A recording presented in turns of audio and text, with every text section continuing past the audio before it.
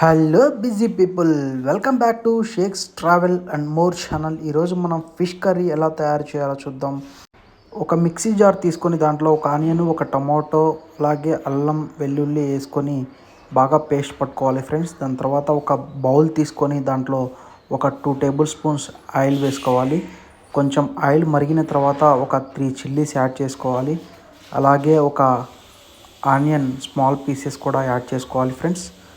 అలాగే కొంచెం కరివేపాకు యాడ్ చేసుకోవాలి ఫ్రెండ్స్. అలా తిప్పుకుంటూ ఒక 5 మినిట్స్ తర్వాత బాగా ఉడికిన తర్వాత మనం ముందుగా పట్టుకున్న పేస్ట్ని యాడ్ చేసుకోవాలి ఫ్రెండ్స్.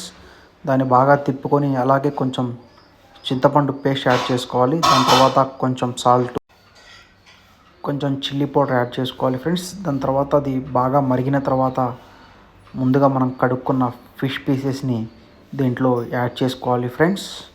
అలా యాడ్ చేసుకున్న తర్వాత ఒక 10 to 15 మినిట్స్ లో ఫ్లేమ్లో బాగా కుక్ అవ్వాలి friends.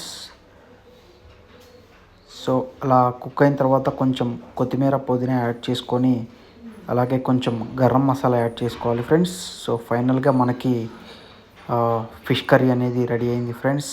I hope you guys like it. Thank you so much for watching. Please do subscribe to my channel.